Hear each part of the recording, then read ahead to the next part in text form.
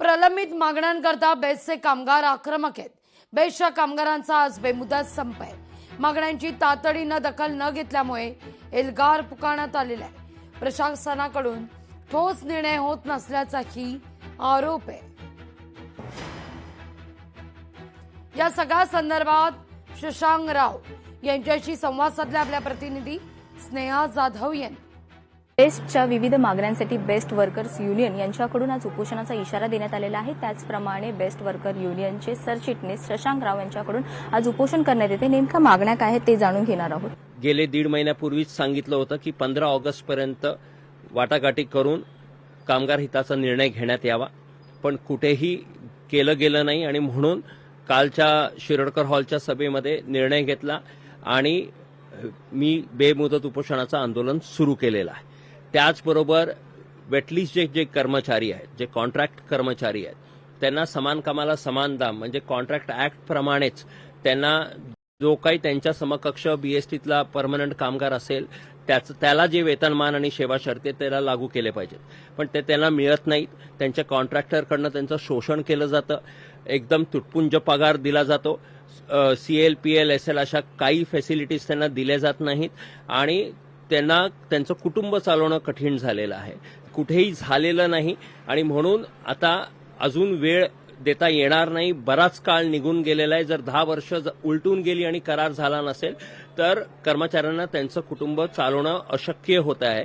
म्हणून आता हे बेमुदत उपोषण मी सुरू केलेलं आहे। आम्हाला मुंबईकर जनतेला कुठेही त्रास द्यायचा नाही म्हणून संप वगैरे सध्या काही नाही, उपोषण आहे। आणि आमची अपेक्षा आहे की प्रशासनाने तातडीने हे जे काही प्रलंबित प्रश्न आहे या प्रश्नांबद्दल कामगार हिताचे निर्णय तातडीने घ्यावे। कामगार आहेत त्यांना त्यांचा हक्काचा न्यायाचं करार असेल, बाकीच्या गोष्टी असतील, त्यांचा पगार असेल, हे सर्व देण्याचं जबाबदारी मुंबई महानगरपालिकेची ती त्यांनी पार पाडावी। ते कसे पार पडतात तर त्यांचा प्रश्न आहे।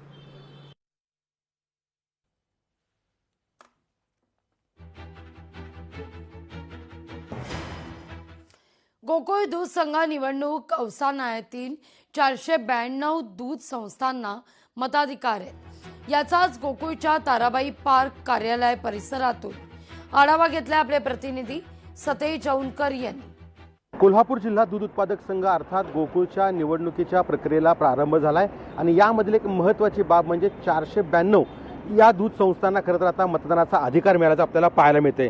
सध्या आपण आहोत गोकुळच्या ताराबाई पार्क इथल्या मुख्य कार्यालयाच्या परिसरात आणि एकूण जर पाहिलं तर सहाय्यक निबंधक दुग्ध कोल्हापूर यांनी कृष्णा ठाकरे यांनी अवसानात काढलेल्या ज्या 298 दूध संस्थांना पात्र करण्याचा निर्णय जो आहे तो विभागीय निबंधक जे आहेत दुग्ध पुण्याचे देवीदास मिसाळ यांनी घेतलेला आहे आणि गेल्या आठवड्यातच कोल्हापूर सर्किट बेंचनं 194 ज्या दूध संस्थांना पात्र ठरवलेलं होतं तोच आदेश आता या संस्थांना जो आहे तो तंतोतंत लागू केल्याचं आपल्याला पाहायला मिळतंय।